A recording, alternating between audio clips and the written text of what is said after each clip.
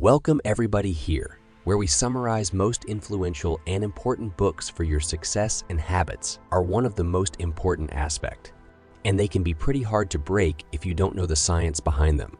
So today we will learn how you will break your old habits and build strong positive ones, which will help you in your journey.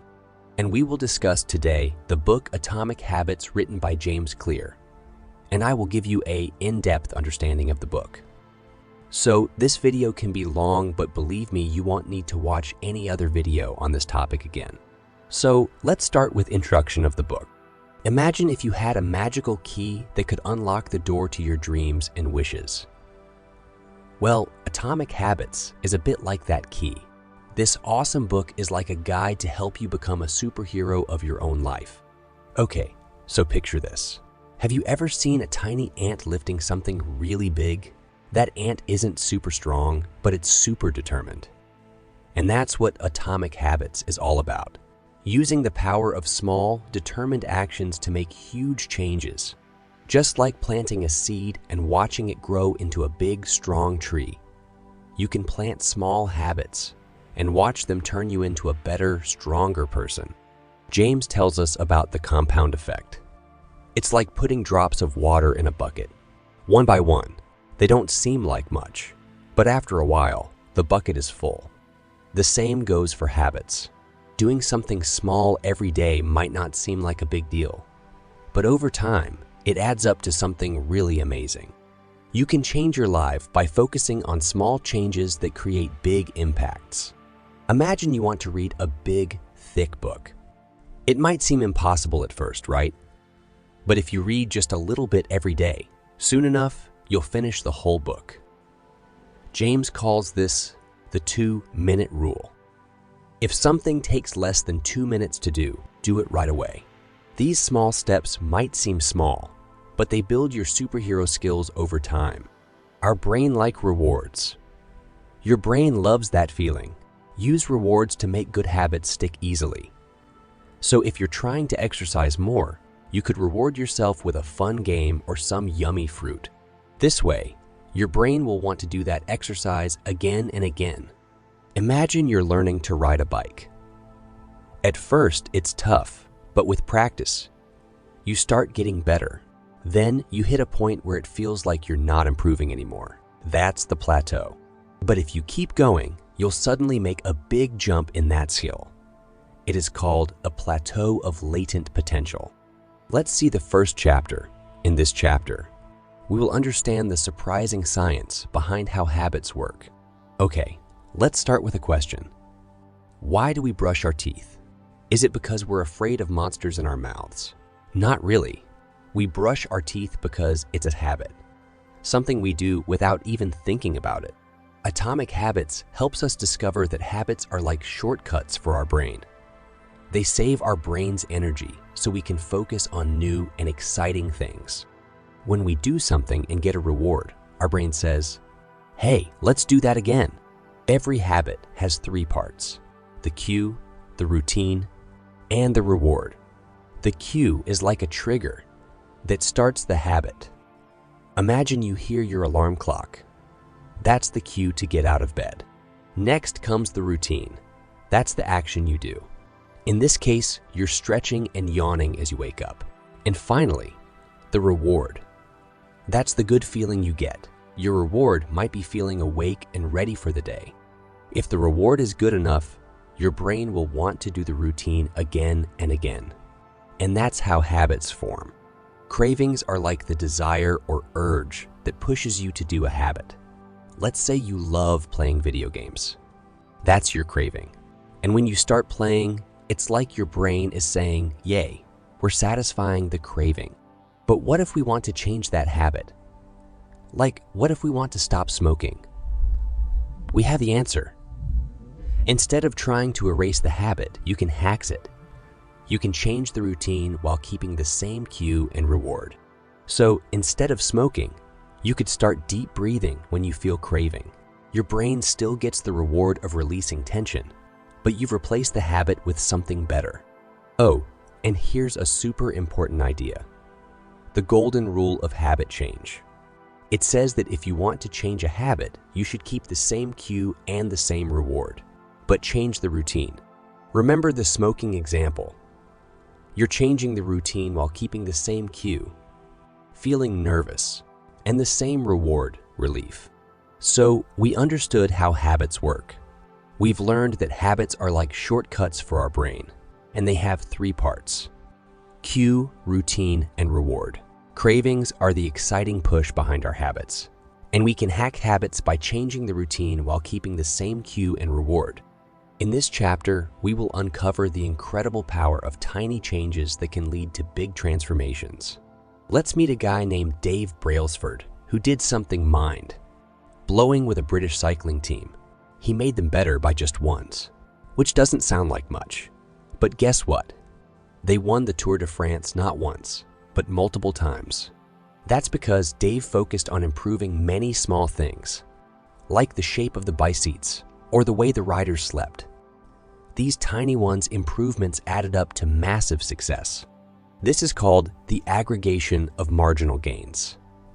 It's like saving a bit of pocket money every day. It might not seem like a lot, but over time, you'll have a big pile of cash. Ever heard of the story, The Tortoise and the Rabbit? The tortoise wins the race because it keeps moving forward, even if it's slow. It teaches us that slow and steady progress is way more important than quick but short-lived bursts of effort. Imagine you're learning to play an instrument. Practicing a little bit every day will make you a master over time. Let's something called about the 2-minute rule. It's like magic for building habits. If you want to read more, don't set a goal to read a whole book in one day. Start by reading just 2 minutes every day. It's so easy that your brain won't resist. And soon enough, you'll find yourself reading more and more. It's like taking baby steps towards becoming a super reader.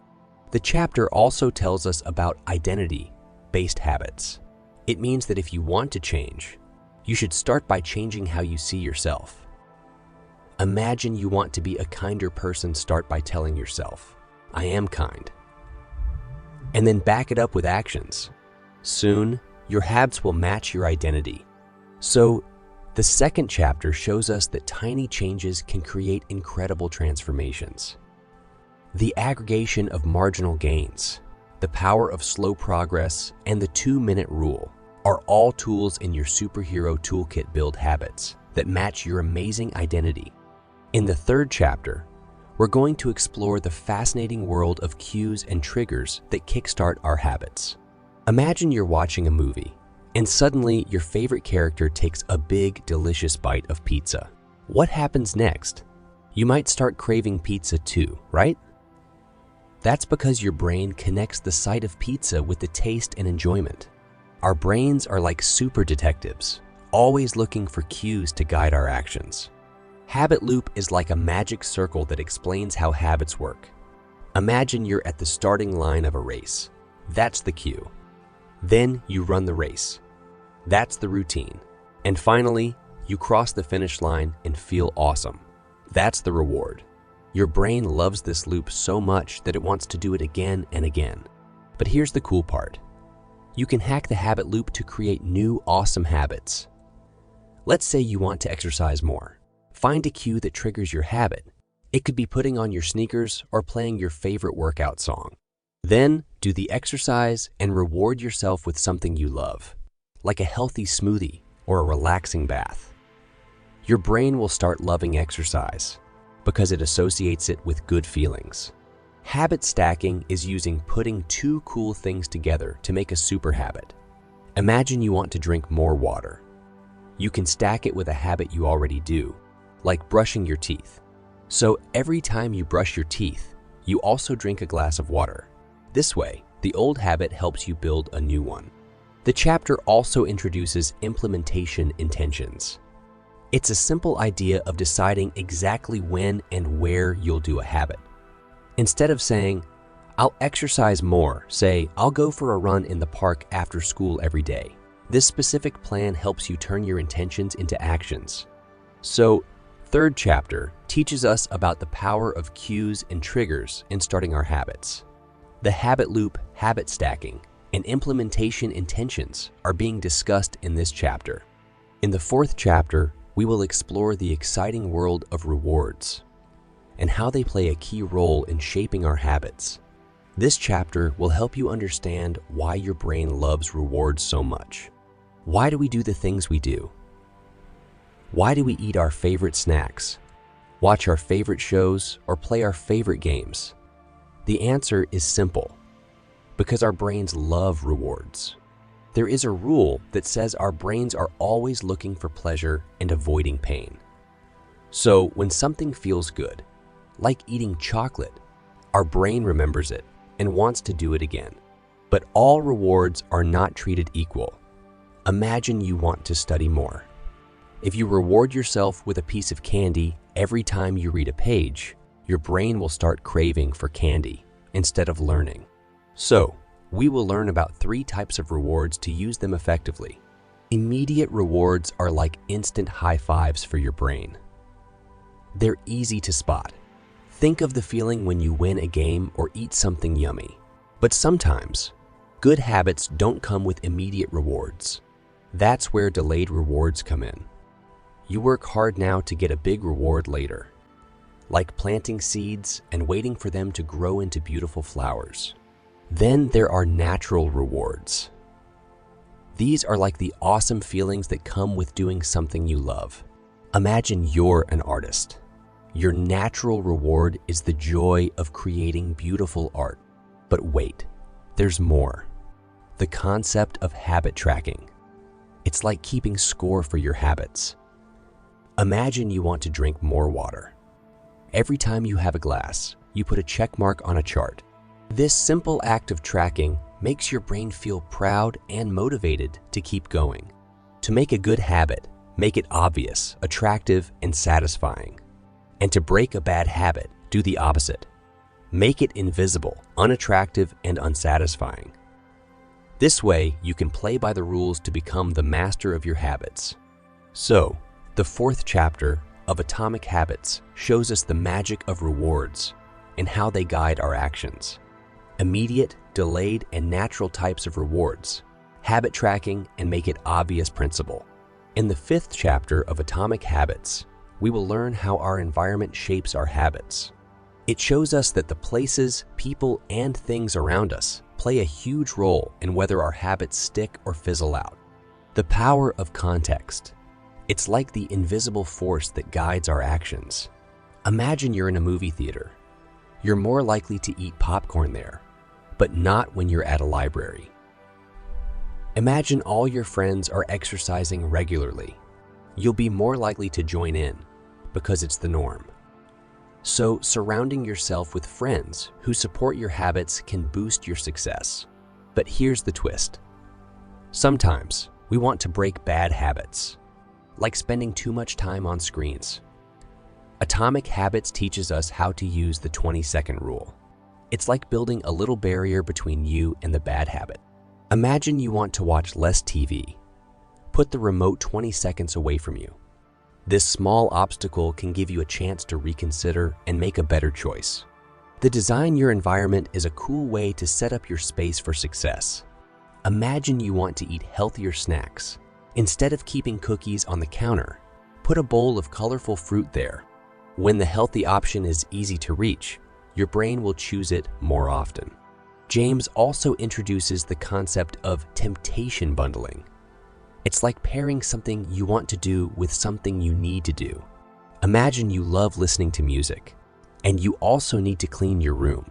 Bundle these together. Only let yourself listen to music while you clean.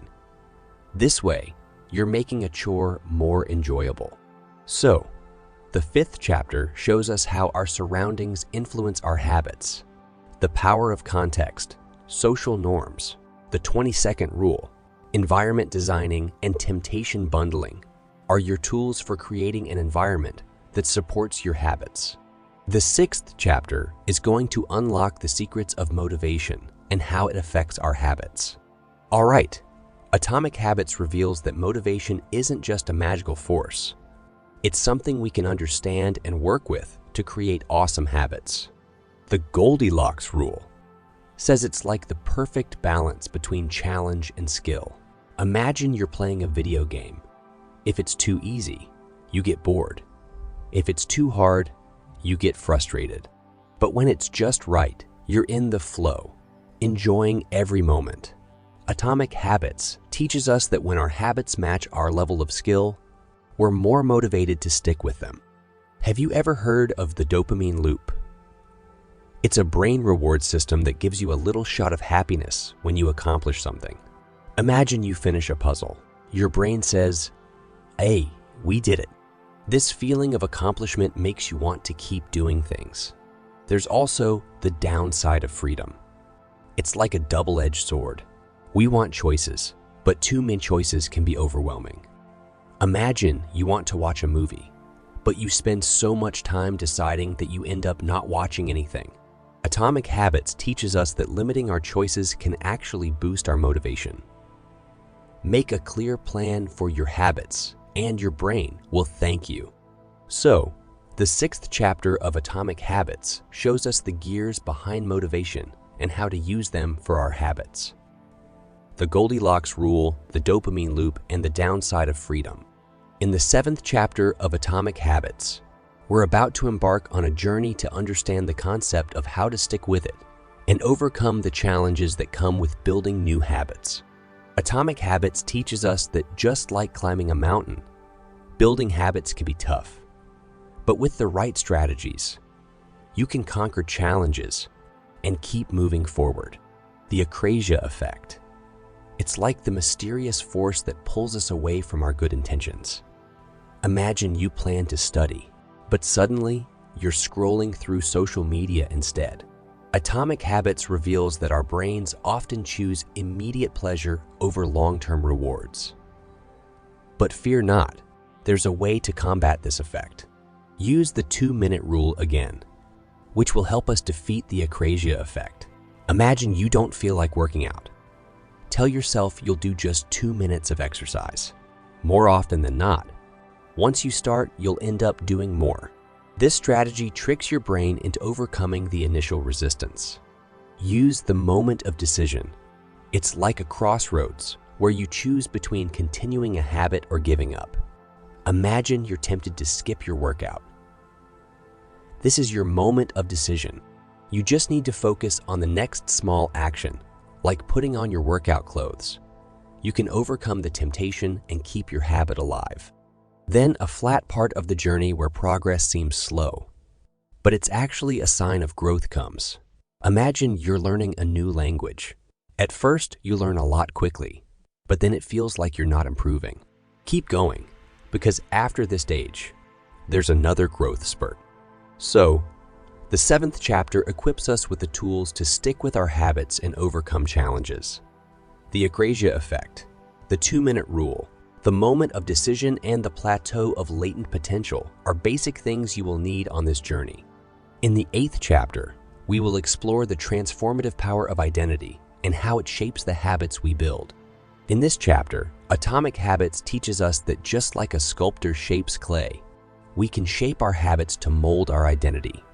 By understanding and embracing our identity, we can create habits that align with our true selves. Remember the identity-based habits we discussed earlier. It also comes here. If you can't recall it, then it's absolutely fine. Let's understand it again. Imagine you want to become a healthy eater. You don't just eat salads. You become a healthy eater. And when we tie our habits to our identity, they become a natural part of who we are. Then book talks about the 4 laws of behavior change. These are like the rules that guide our transformation. The first law is make it obvious, like putting your running shoes near the door to remind you to exercise. The second law is make it attractive. Find ways to enjoy your habit, like listening to music while you work. The third law is make it easy. Break your habit into smaller steps to make it less daunting. And the fourth law is make it satisfying. Reward yourself for completing your habit. Then you sign a contract with your habit. It's like signing a pact with yourself to ensure you stick with your habits. Imagine you want to read more. Write down your commitment and share it with a friend. This makes your habit more official and adds accountability. So, the 8th chapter shows us how to transform our habits by embracing our identity-based habits. Then the 4 laws of behavior change and the habit contract are your allies on this path. In the 9th chapter of Atomic Habits, we see how to deal with setbacks and stay resilient in the face of challenges. Imagine you're a rock climber ascending a challenging peak. Along the way, you might slip or face tough obstacles, but you're determined to reach the top. Meet the 2-minute rule once again.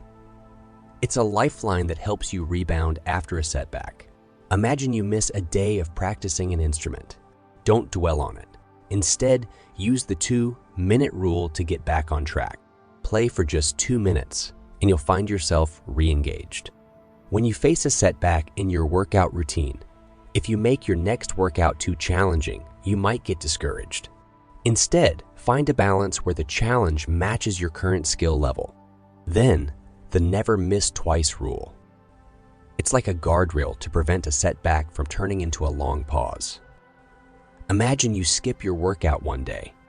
Commit to never missing 2 days in a row. This keeps you from slipping into a habit, breaking pattern. So, the 9th chapter tells us what to do to overcome setbacks and stay strong. The 2-minute rule, the difficulty level rule, the never miss twice rule are your companions on this journey. Get ready to turn setbacks into stepping stones and keep moving forward. In the 10th and final chapter, we're going to explore the art of continuous improvement and how to maintain the habits we've built. In this chapter, it teaches us that the journey of building habits is never ending. It's a path of constant refinement and improvement, leading us to become the best versions of ourselves. There are 3 layers of behavior change. It's like peeling back the layers of an onion to uncover the core of your habits. The first layer is changing your outcomes, focusing on what you get. The second layer is changing your processes, focusing on what you do. And the third, deepest layer is changing your identity, focusing on who you become. Build a never-ending improvement mindset. That will act like a compass that guides you toward growth. It teaches us that habits aren't a destination. They're a journey of constant refinement. Then you should focus on getting better than yesterday. Imagine you practice a skill. Instead of aiming for perfection, aim to be slightly better than yesterday. This way, you embrace progress over perfection. In the 10th and final chapter, we saw the art of continuous improvement and the path to lifelong growth. The 3 layers of behavior change, the never-ending improvement mindset, and the better than yesterday philosophy. At this point, let's recap what we have learned. In first chapter, we learned the science of how our habits work. In it, we learn cue, routine, and reward, and also craving. Then in second chapter, we learn power of tiny changes in it. We learn 1 better rule, making marginal gains, and 2-minute rule, and also about identity effect on habits. In third chapter, we learned about cue and triggers creating habit loops and habit stacking implementation intentions. In fourth chapter, about rewards, types of rewards, and make it obvious principle. In fifth chapter, we saw environment affect social norms, 22nd rule, and designing environment. In sixth chapter, we learned secrets of motivation and the Goldilocks rule, dopamine rule, and also downside of freedom. In seventh chapter, deals with sticking to habits, we saw the acrasia effect, moment of decision. In eighth chapter, power of identity, 4 laws of change and habit contract. In ninth and 10th chapter, about dealing with setbacks and continuous improvement by never missing second time, and make continuous improvements. Thus, we've reached the end of our journey through Atomic Habits by James Clear. Throughout these 10 chapters, we've delved into the remarkable world of habits, uncovering the secrets of how they work, how to build and maintain them, and how to overcome challenges along the way. As you move forward, keep in mind that this journey is a lifelong one. The pursuit of growth and continuous improvement knows no end. So, dear learners, take the wisdom you've gathered and apply it to your own life. Your habits are your allies, your tools, and your path to becoming the person you aspire to be. As you embark on this journey, armed with the insights from Atomic Habits, may you create a tapestry of habits that shine brightly and weave together the story of your remarkable life.